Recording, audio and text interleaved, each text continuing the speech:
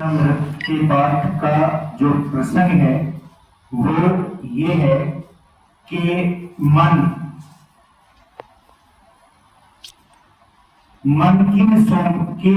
कितने सोपान पर विचरण करता है।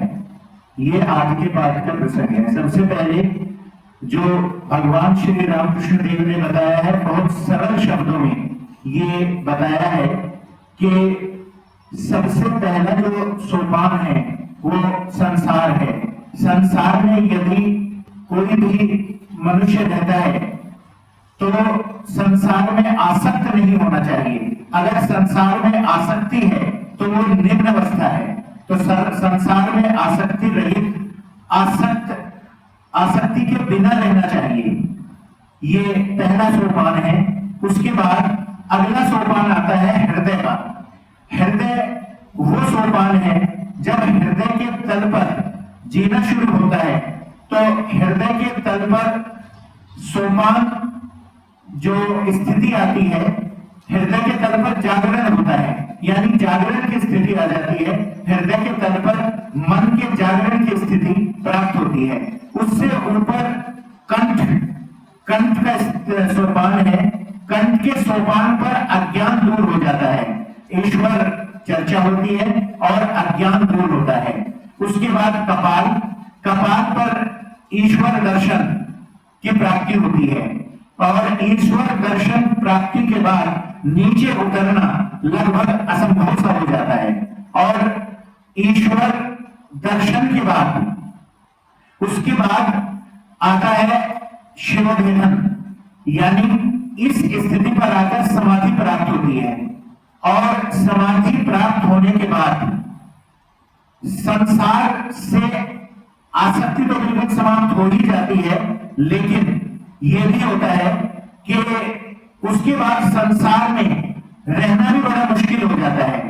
और संसार में रहना इतना मुश्किल हो जाता है कि बहुत असंभव सा कार्य हो जाता है। लेकिन उसके बाद भी समाधि की अवस्था प्राप्त करने के बाद भी लोगों की भलाई के लिए, करुणा के लिए जो समाधि प्राप्त होते हैं वे संसार में रहते हैं और अपने आप को किसी न किसी एक बहुत महीन डोर से बांधे रखते हैं। जैसे श्री रामकृष्ण देव को जब समाधि होती थी तो वो भाव शून्य हो जाया करते थे और संसार में रहना उनके लिए भी बड़ा असंभव सा होता था। लेकिन उन्होंने अपने आप को भोजन की रुचि से बांधा हुआ था और भोजन की रुचि से बांधने के कारण वे संसार में रहा करते थे।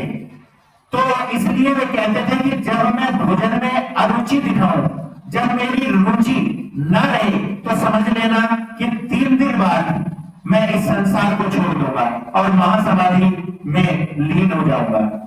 तो जिस समय उन्होंने एक दिन भोजन लेकर मां शारदा देवी उनके पास पहुंची तो उन्होंने भोजन की ओर से मुंह फेर लिया और उसी दिन ये आभास, ये पता चल गया था कि अब के 3 दिन बाद श्री रामकृष्ण देव महासमाधि में लीन हो जाएंगे।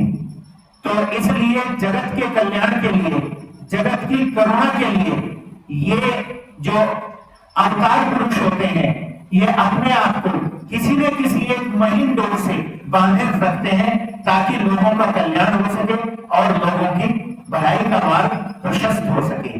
तो आज का जो रामकृष्ण वचनामृत का पाठ है वो इसी प्रसंग पर आधारित है।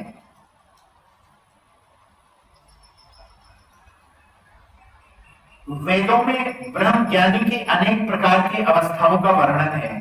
ज्ञान मार्ग बड़ा कठिन मार्ग है।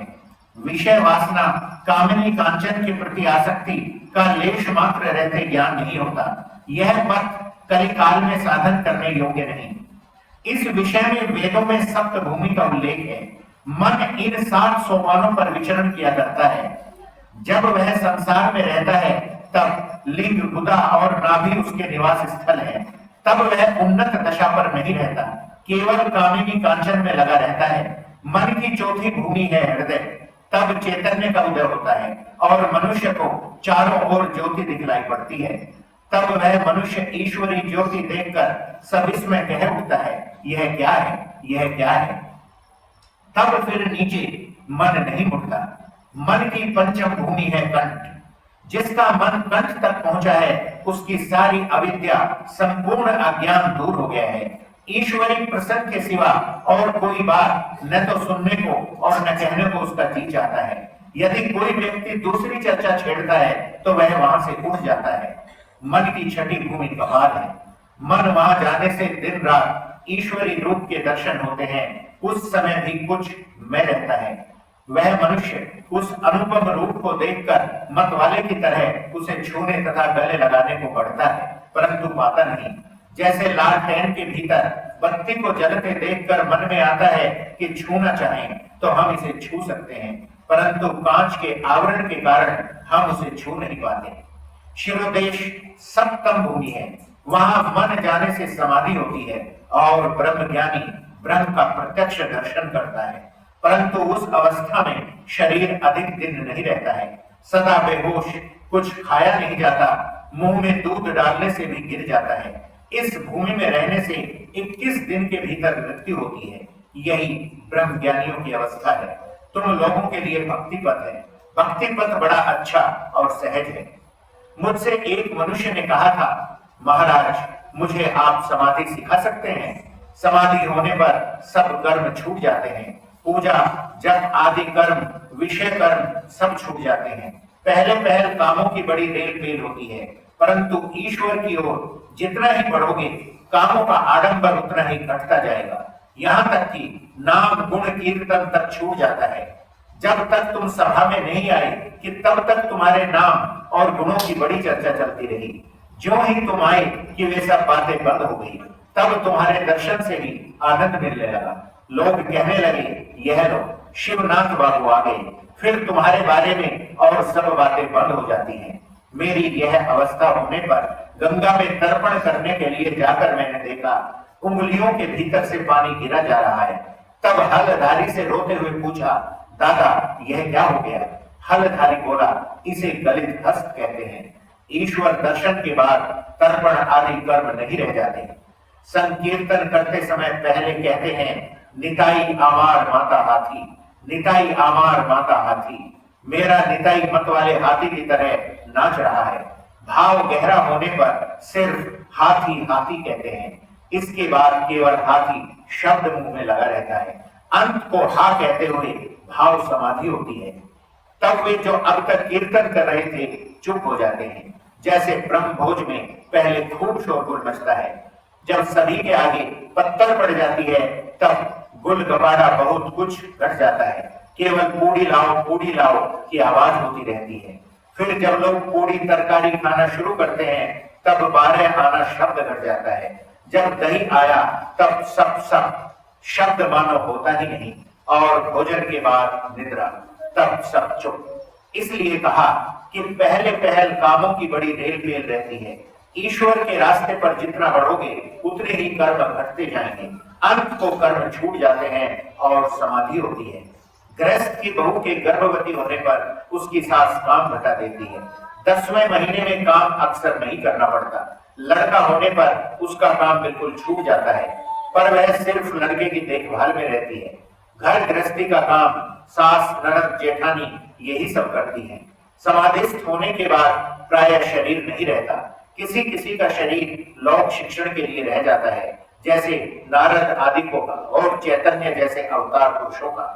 कुआं खुद जाने पर कोई कोई छुआ कुदाल फेंक देते हैं, कोई कोई रख लेते हैं। सोचते हैं शायद पड़ोस में किसी दूसरे को जरूरत पड़े। इसी प्रकार महापुरुष जीवों का दुख देखकर विकल हो जाते हैं। ये स्वार्थी नहीं होते कि अपने ही ज्ञान से मतलब रखें।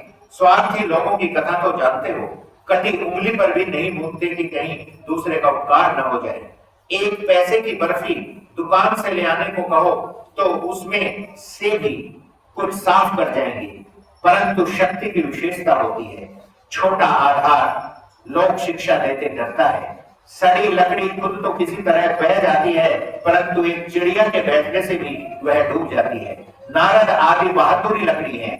ऐसी लकड़ी खुद भी बहती है और कितने ही मनुष्यों, मवेशियों, यहाँ तक कि हाथी को भी अपने ऊपर लेकर बह जाती है। धन्यवाद।